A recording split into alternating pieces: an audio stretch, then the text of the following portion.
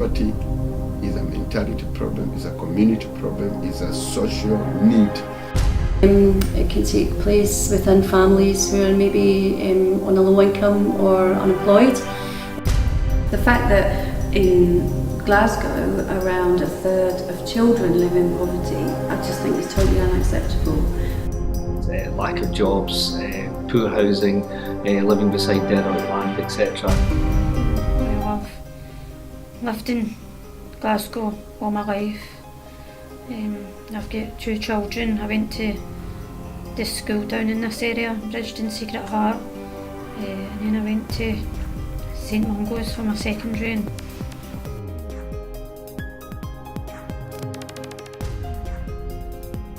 I was brought up in real poverty. I'll be 79 next year, so you can imagine over the years back there was people who took a lot of drink and they smoked. But we were poor for other reasons. We were poor because it was big families and wages were very low, so we didn't have the choices of going down that road because there was no money for it. I went through a lot of depression, so I did, through a lot of things that I don't prefer to talk about. I actually lost my kids through it. They went into care. It was really a bad lifestyle I had at the start, so I'm just basically feeling that it's me coming forward now and getting on with my life and make myself a better life basically, because nobody else can do it for you apart from yourself. And this is me just basically trying to get out. Like, I was an alcoholic at one time, and it's been a lot of years now for that's happened now, and I'm sort of just basically trying to get out to get things done so that I'm not sitting thinking I want a bottle of vodka. What I found is personally, you can't get too despondent, because if you get despondent you'll maybe lead to kind of health issues, in your mind. You could be really depressed about it, but I try not to be. I try and be optimistic, because I think yes, it could be a cycle, but it could be a cycle that just comes around. There's not really much good in the cycle. You only get in the bottom end, or if you like. I was a single parent 10 years ago, well, roughly about 15 years ago. Marriage breakdown, 3 young children, had a mortgage to pay with no income coming in. So what do? So the first place you go to is you go to Citizens Advice. So we've got a cab office in Bridgeton. So I went along there, who then told me to go to Job Centre and let them know what was going on. I got some really good advice from one of the workers along there, who said to me, educate yourself, go out and make sure you've supported your children all these years and your husband in his job. This is the time for you to go out, make changes for yourself. So I did. And I actually went into the old Bridgeton Community Centre and started some classes, some courses. I started volunteering, went on a management committee, won awards for really kind of getting stuck right into my education, so I know how that works. From there, I went to university, got my degree, secured a job in here, and then worked my way up, and now I'm a manager. Alright, most people probably think it's people who bring it on themselves, but that's not true. I think in the current climate, the way things are with employment and stuff, nobody wants to be living in poverty, but people think that they cause it themselves, but they don't. It's just that some people get into ruts and bills are high and maybe have a couple of kids and stuff and they can't afford to feed them and stuff. And so I think the way people look at it is wrong. We are still classed as a disadvantaged area, but over the past few years, I would say with the regeneration, with Clyde Gateway coming into the area, making changes to the physical environment, as well as giving us funding to make sure that the programme becomes bigger and we're able to attract more people and help more people, that it's making changes. We've got lots of different organisations within the Bridgeton area that are helping to eradicate or try to alleviate the symptoms of poverty. There's a very high level of awareness, and if you look at all the strategies and plans that people have in local government, national government and in the government's agencies, it's all about inequalities, it's all about addressing poverty. The problem comes when it comes to actually designing specific schemes, specific projects to do that. And really you need to have that on the ground knowledge of what's relevant to local people. And what Clyde Gateway does is we're sitting here at Bridgeton Cross, our offices have always been here, we work in the community day in and day out. We have a fairly good understanding of what it takes to offer help, to give support to people in difficult circumstances living in poverty. And some of the national bodies need to do a bit more, I think, to get themselves on the ground and design policies and programmes that are relevant to local people. They're asking a lot of you to go for job interviews if you can't afford to buy good clothes to go to, or reasonably smart clothes to go to interviews, if you get the interviews.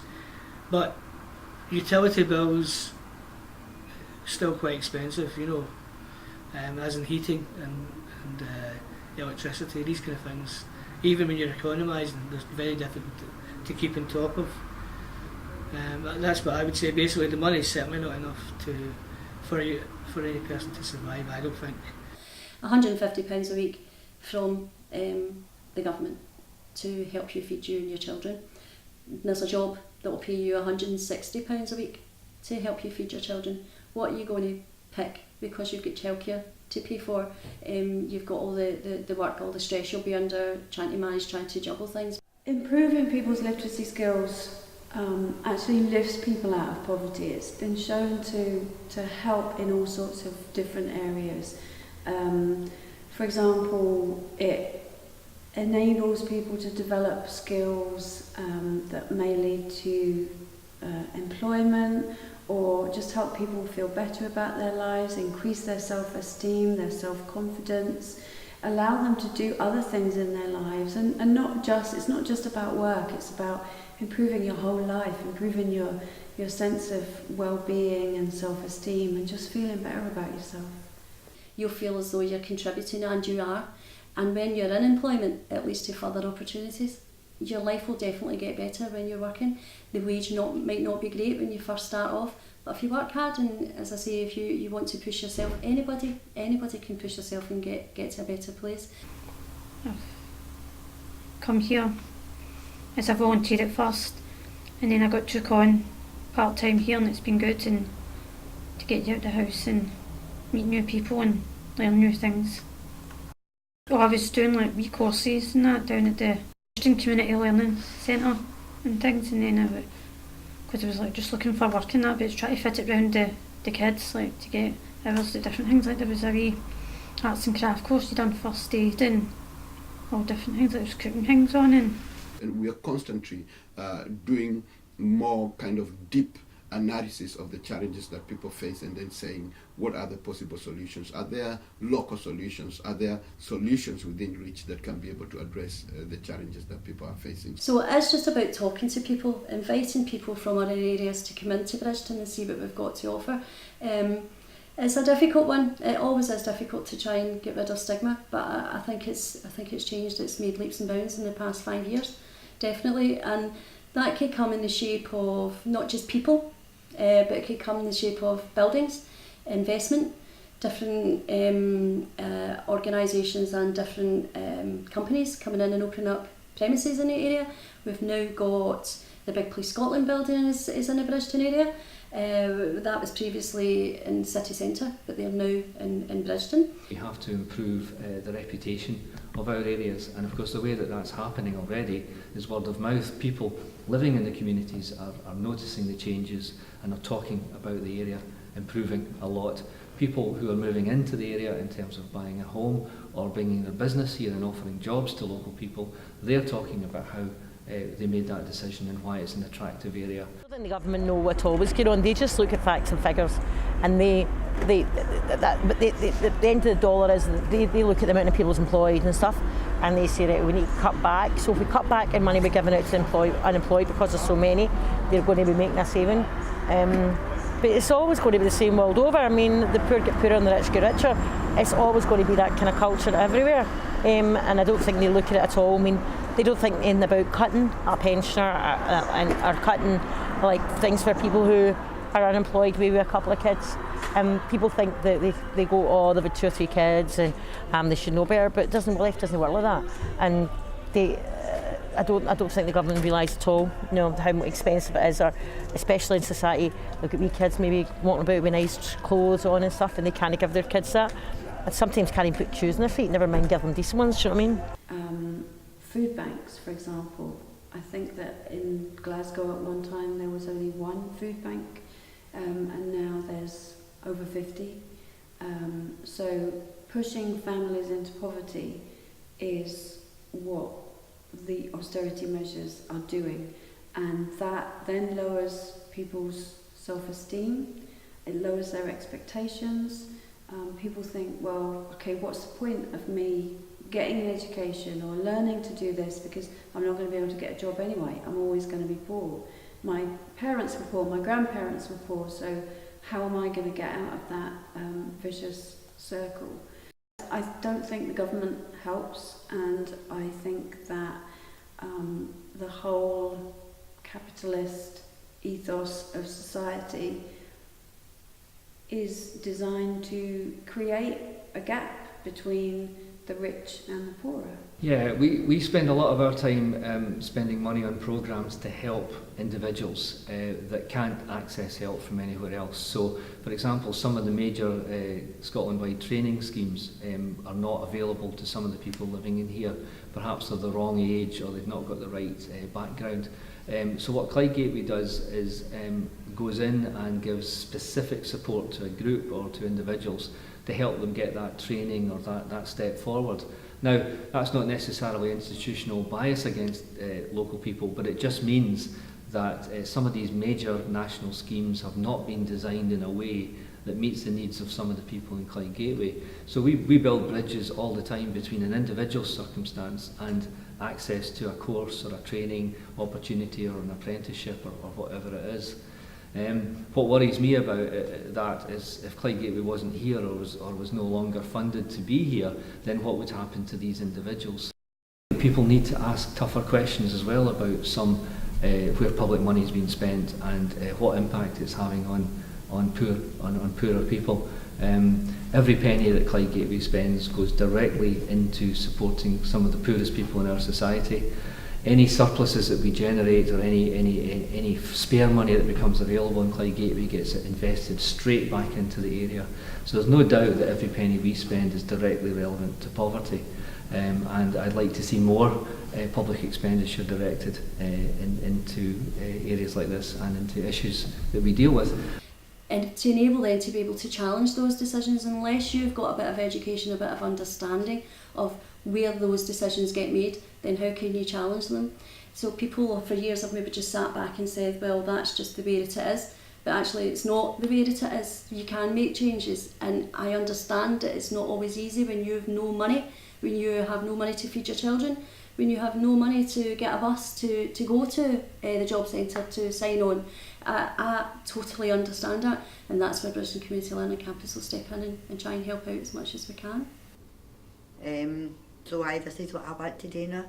This is what I want to go out and try and get voluntary work, do voluntary work, and hopefully get a job at it where it's going to benefit me, and then no money situation benefiting me as I getting out more and doing more things and meeting other people. Whereas before I used to sit in the house constantly, 24/7, and just stay in my bed. I wouldn't take anything tea or anything like that. I just didn't want to live anymore. Just didn't want to be here anymore. And I got a lot of support for a lot of different people, like support workers and things like that. It done really, really well for me, and actually got me back on my feet. I done courses of first aid. I passed that, so that sort of boosted me up a wee bit, do you know what I mean? Because it was quite hard. It was quite hard. Most people don't want to be job seekers allowance or anything, or beholden to signing on and be sometimes talked to as if you're a child. I mean, you do know what's happening, that you realise the reality of the situation, but sometimes I think you become a statistic, and when you're taking the price of heating your house, putting power in your house, and then feeding yourself, and then you've got to clothe yourself and travel on the strength of that, I don't think it's enough, no.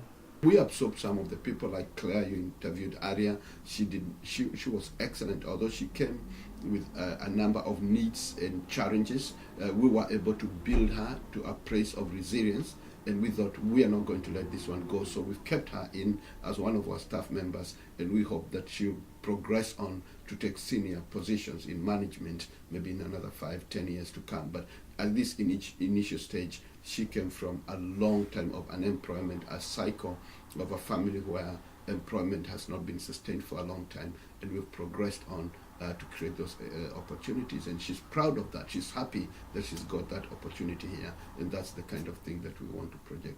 I was lucky enough to secure funding from the Scottish Government this year and last year, and that was to tackle poverty. It was to tackle the causes of poverty and to try and alleviate those symptoms of poverty. So I think the Scottish Government are out there trying to help communities, and it's people in my position that have got to go out and apply for that money. It won't just come and knock at your door. You have to be on the ball with funding. You have to be on the ball with what's going on out in the communities, which means you have to speak with the community, because things change all the time. I'm lucky enough I live in the area, so I live in the Bridgeton area and work in the area, so I know, I get to hear, you listen to people when you're in shops, you get to hear things that are happening, and that's when I make changes in the community centre, and hopefully it then bleeds out into the community.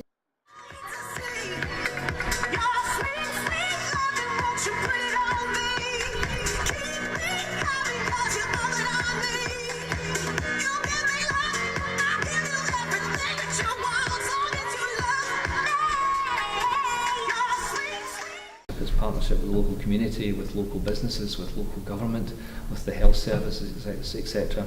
And all the achievements here have been because people wanted the change and partners were willing to get involved and make the change. We're just part of what's been going on here, an important part.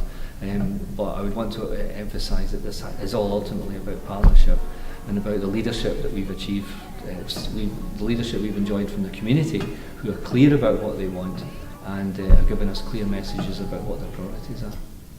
And if people want to run with the major issues and take control themselves, then we will do everything we can to support that.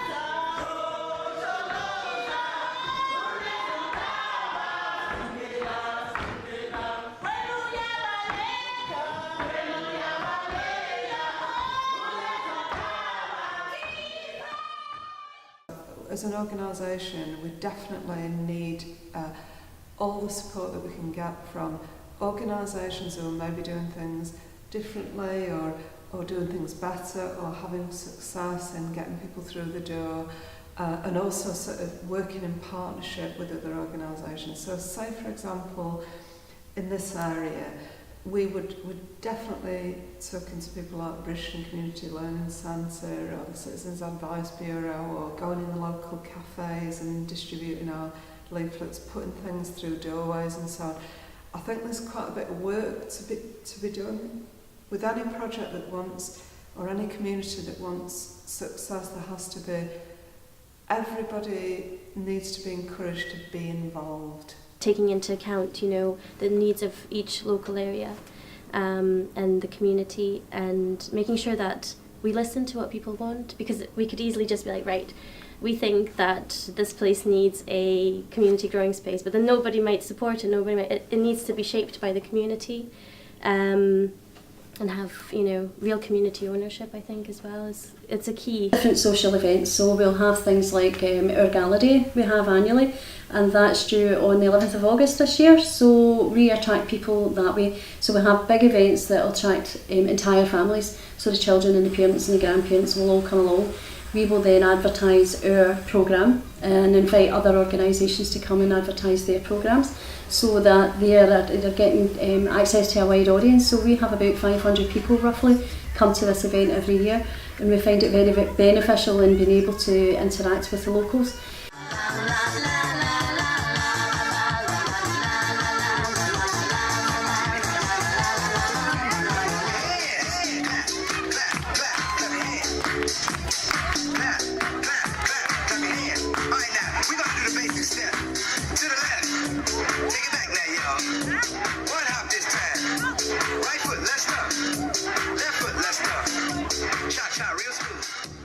Clyde Gateway is that if the community wants to take control of the issues that it faces, for example, if it wants to run a community centre, or it wants to develop green space, or say allotments, for example, then we will support the community in their ambitions.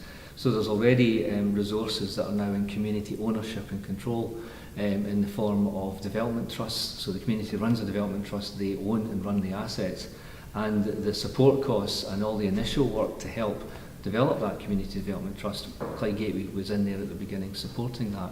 So our proudest moments are where the community says we want to do this ourselves, and Clyde Gateway tries to find a way to make that happen. Some of the cooking classes that we aim to do, would be about cooking on a budget, so hopefully they can learn that here and then take that home, and then hopefully save more money, within the house.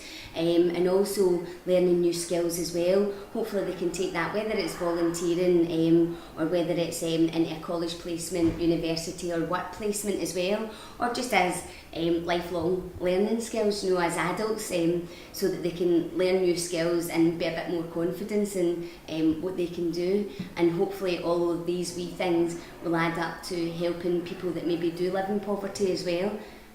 It's just a special, because it's not just having a new facility, there's so many new facilities in Glasgow, but it's the heart and the vision that is driving it. Most of these problems are not temporary, they are not things on the surface that can be solved by a big grant from the government or a big charity coming in. These are root problems that have stayed over generations, and organizations that hope to resolve this kind of problems, they need to engage with the community in the long term. And the most important thing for us is to first of all create self-confidence in the people in the community, helping people to know that they can change themselves. They don't need anybody to come in to change them. So what we do is really to work with the people in the community to tell them that if any change is going to happen, if any poverty alleviation, if any success in innovation, creativity, business is going to become the prominence of the community, it's the members of the community themselves that have to do that. What we want to do now in Clyde Gateway is continue that work, but to work on the health and education and other inequalities that still exist. The bottom line is equalities, respect for all, listening to people, and trying to break down fears and, wrong-headedness about others. Together we can build an amazing community. It's having a very good social network, having a community spirit that helps to raise people before they have got themselves right to the bottom. And when you're able to help them at that level, you kind of deter them from getting into serious drinking habits or addictions of drug and substances, because multiple deprivation goes along with abuse of drug, alcohol and substances. There's no I can't, it's always I can. So there are opportunities out there. It's just about being able to open up your eyes and see where they are and not be afraid to ask for that help.